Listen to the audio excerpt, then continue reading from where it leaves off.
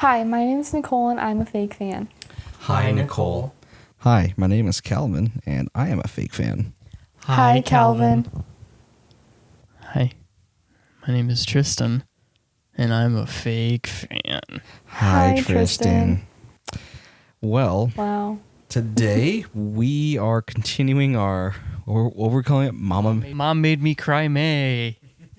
Mom Made Me Cry May, with the 1983 Oscar award-winning Terms of Endearment. Nominated for 11, won 5. Wow. The more facts you tell me about this movie, the more I'm surprised. But let's start with a little explanation of the movie. Tristan, since your mom told us to watch it, how about you tell us the synopsis of the movie? I will try my very best. Yeah, whenever I bring up sad movies, my mom's always like, "Oh, Terms of Endearment. That one always makes me cry." And this is just a lot. A lot happened. This movie takes place over the span of, I want to say, like a decade. Well, longer, because you see Emma when she's a kid. But it's basically just about, it's really two different stories about a mom and a daughter going through life. And then the daughter gets cancer in the last 30 minutes. Mm-hmm. It's a lot of stuff. It's hard to explain, but it's about a mom and a daughter. You know, when you say it like that, that sounds like a good premise. What I just saw, I did not think really, it didn't really stick to that premise in the sense that, like, it's not entirely about that. It's like a sexual exploration and stuff like that, where like it just kept going on these weird. Only with Shirley. Shirley MacLaine's plot was very sexual. I just read an IMDb fact that her and Jack Nicholson would show up to set just like not wearing a lot of clothes, and a lot of their scenes were improvised. Cute. Wow. Well, even Emma has a little bit about it, when she cheats on her husband, and With John Lithgow. Y'all, that is such a left turn. So let's go around and see who is this week's fake fan. Nicole, are you a fake fan of Terms of Endearment? Yes, I'm a fake fan of Terms of Endearment. I am a fake fan of Terms of Endearment, I guess. I hadn't seen it. Not sure if I'm a fake fan or not, but yes. Tristan, are you a fake fan of Terms of Endearment? This time I will say I am a fake fan of Terms of Endearment. I'm a fake fan of Shirley MacLaine. I'm a fake fan of Best Picture Oscar winners. And I'm a fake fan of movies that my mom tells me to watch and I just never do. And then I buy it on DVD and it sits on my shelf for a couple of years. And then I finally watch it because my friends made a podcast because we talk about movies. So yeah, I'm a fake fan of this movie. Yeah. Well, let's get a general consensus of the room. Nicole, what do you think about this movie? Listen. Okay. It wasn't a bad movie. This would definitely be a movie that I would watch with my mother. I feel like a lot of it is targeted towards women and moms and daughters. Last week we watched Steel Magnolias, but I feel like anyone could watch that, and I don't know, I can't explain why. It just, I almost feels like maybe this one was a little bit more cheesy, but I feel kind of weird using that word too. I would definitely use the word cheesy, but Okay. I'll let Calvin talk about his experience. I didn't like the movie. There's just like a lot of stylistically cheesy, but it's also like every scene was a jump forward in time by at least a few days or something like that, which you can sometimes make work. But if every cut that you go from a different scene to another scene is like another jump forward in time where you have to recalibrate. Okay, now what? It's grating, and it breaks down the pacing of the movie in so many ways where I just really couldn't get involved with these characters. Also, this movie is a span of 15 years, I do believe. Yeah, it's a lot. The most jarring one is when it's Shirley MacLaine's birthday, and then she goes and asks Jack Nicholson to lunch, and she's like, "Remember, you asked me that in the last scene, but that was 3 years ago."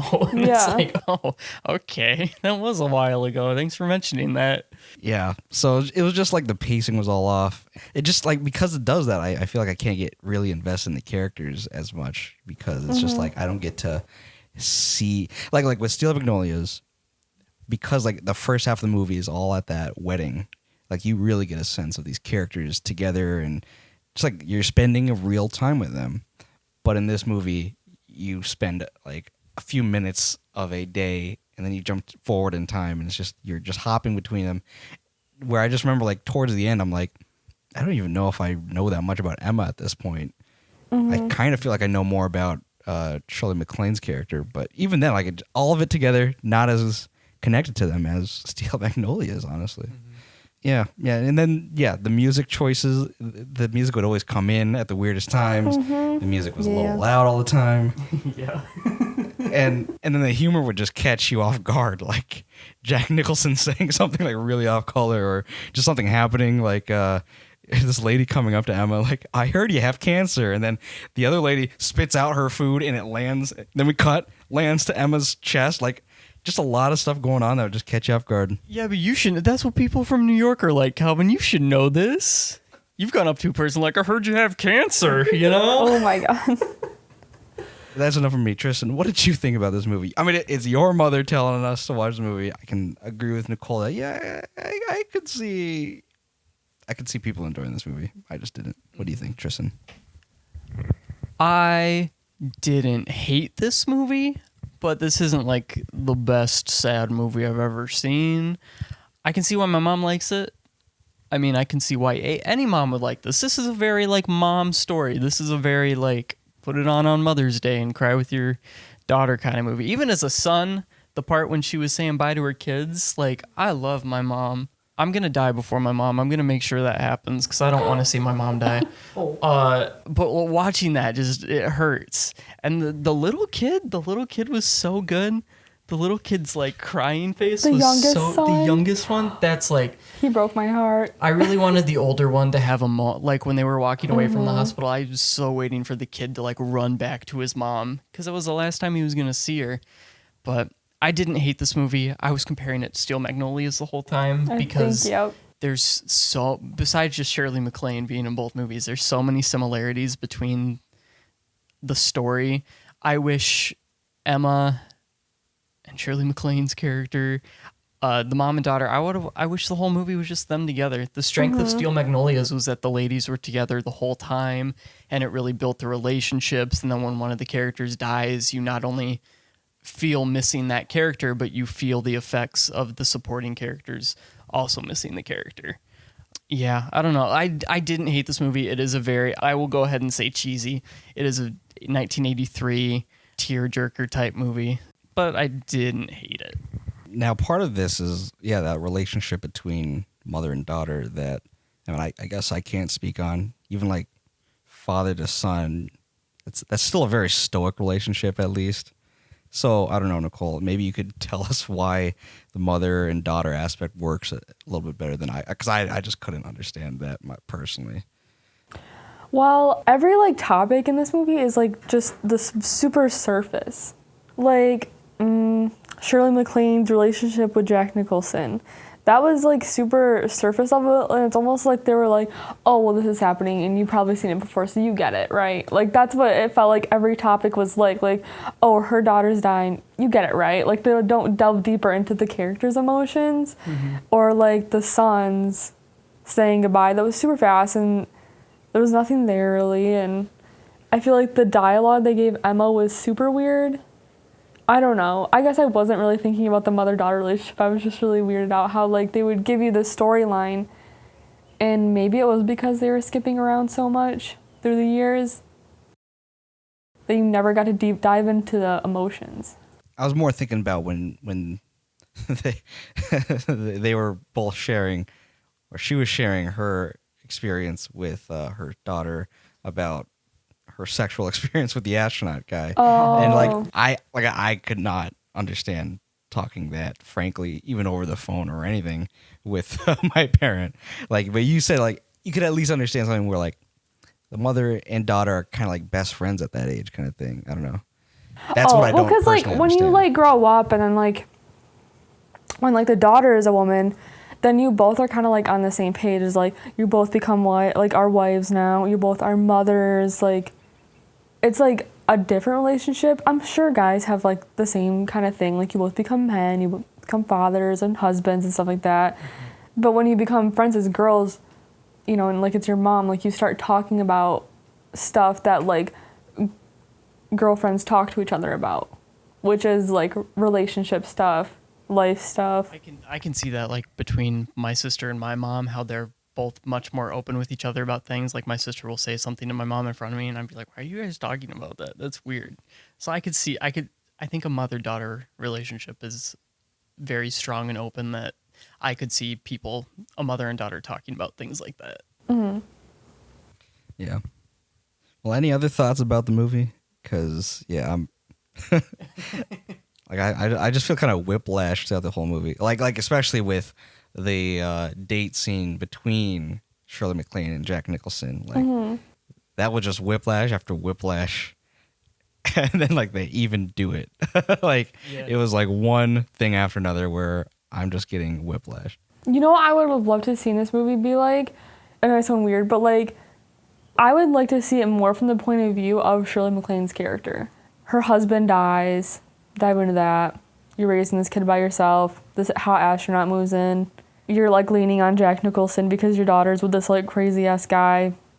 Flap. I hate that. Flap. Oh, fuck Flap. Can we fuck Flap Anonymous? This is Fuck an Flap. anti-flap podcast. Funny enough, Jeff Daniels plays a very similar character in Squid and the Whale, where he's like this English professor who then has a divorce, and they have 2 children, 2 sons, and you'll end up hating Jeff Bridges just the same for his character. Yes. But it's a better acted, better written character. Just same reason you'd hate him. Yeah, I didn't like Flap in this movie. But yeah, if it was just like a story like about Shirley MacLaine's character, because Emma kind of gave us nothing. Like, she gave us a tragedy at the end, and then it was just kind of like a lot. But like Shirley MacLaine, I feel like her character could have had a little bit more depth, and it could have been from the point, like her point of view. I was definitely more invested in Shirley MacLaine and Jack Nicholson than any other character. John Lithgow was weird in this movie. Oh yeah, He was very weird in this movie. And he didn't even like stick around in the sense No. like his story kind of ends halfway through and like, oh, we're never going to see him again in this movie. Okay, bye. Yeah. He had the best like gag in the movie when he just pulls up and he's got like a murder face on. God. That was hilarious. But yeah, John Lithgow was weird in this. It's funny because in the movie Blowout, John Lithgow actually plays a murderer assassin guy.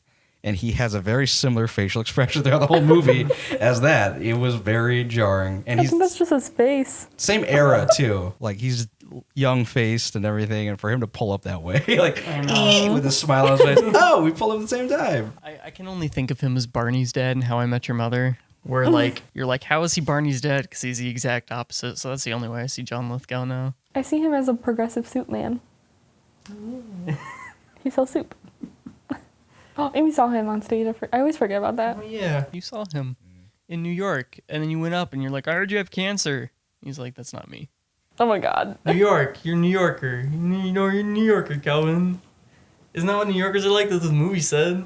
I've seen him on stage twice, actually. I saw him in King Lear, in the Shakespeare in the Square, and then I saw him with you, Nicole, at the American When he Airlines told the Theater. stories like a great grandpa. Yeah. Great grandpa vibes. Yeah, for real. John Lithgow. That was cool. Well, I think that's a note that we've ended our conversation on this movie. Gotta say, not impressed, really. I mean, just watch Steel Magnolias. Like, you don't need to watch this movie. Just like, if you want a good story about a mother and daughter dealing with their conflicts together, but also because they love each other, then yeah, Steel Magnolias. I would say you don't really need to watch this movie. Ooh. Did you guys cry? No. I like almost felt like the choke up feeling like when she was saying bye to her kids, because honestly that was probably the most emotional part of the movie. Yeah. Yeah, it was either the kid crying and like just about to close the door, or I guess Shirley MacLaine crying about her daughter dying. But it was shot so weird. It was like on this 2 shot with her and Jeff Daniels, where Jeff Daniels can't even like comfort her, and you don't even see Emma's body. Yeah. It's just like her crying. There's a Shirley MacLaine crying. Can't even cry into Jeff's chest because he's not comforting. He's just standing there stoic like. And it was just weird. It was just like this long shot. Like, I didn't even realize what was happening until like Shirley MacLaine had to say, like, oh, I didn't think it would feel like Yeah.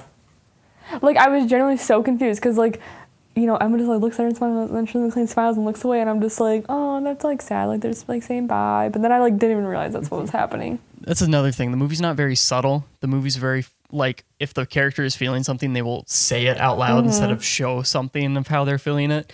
Like, I could see Shirley MacLaine looking away, and then she'll be like, oh my gosh, I just looked away, and I didn't see my daughter pass before me. And then I could see her feeling guilty about that. And then she just outright says, like, I didn't think it would be like that. And I'm like, you don't have to screenwriter. You don't have to say it. You could just, I do got to give it to Shirley MacLaine though. I mean, she's great. She's just great. She did what she could. She's not as good as she was in Steel Magnolias or The Apartment, but it's Shirley MacLaine. I'd even give it to Jack Nicholson. Like, this is a weird role for him, but But he fit it. he can act, yeah. I don't know. There's this one movie, and I think it stars Diane Keaton, and it also has Jack Nicholson in it. gets? Is that the one? I don't know. It's the one where he, like, plays, like, her, like, Diane Keaton's daughter's boyfriend, but he's old, and that's why it's weird in the movie, because, like, her daughter is, like, with this guy, and he's super old, and, like, they go on a family vacation. I think it's As Good as It Gets. Is I think it? that's the one. Yeah. Because he reminds me of that character. Okay. He plays like that, like, you know, like, super charming, kind of creepy, like, you know, attractive old guy or I whatever. think he won an Oscar for that one too. Oh, did he? Yeah. That was, like, a good niche for him then, probably, as he got older. Yeah. Yeah, I think that's the movie. I saw that way long ago. I could not say if it is or not. But yeah, I get the same feeling of like, I'm an asshole and I'm afraid of commitment. Well, that's the verdict. Probably not the best use of your time, but that's all from us. But if you want a good cry with your mom, just throw it on. Last announcements for this meeting. We have a Patreon, guys, and we're gonna be starting some merch. Probably like 1 month pins, 2 month pins, 5 month jackets. I don't know. So if you're out there in our audience, and you too are struggling to watch movies that you've said that you watched, join us on Patreon. We'll put exclusive there or something. I don't know. We won't know. You won't know until you join. It's a secret to everyone. That's a little Legend of Zelda reference for you guys. Let's wrap this up. Tristan, you want to give us our send off? Thanks for joining us for this meeting of Fake Fans Anonymous. As you will see, we don't have any food set up in the back. We're going to go across the street to that 1980s McDonald's. Burger King. Shit. Cut it. We're done.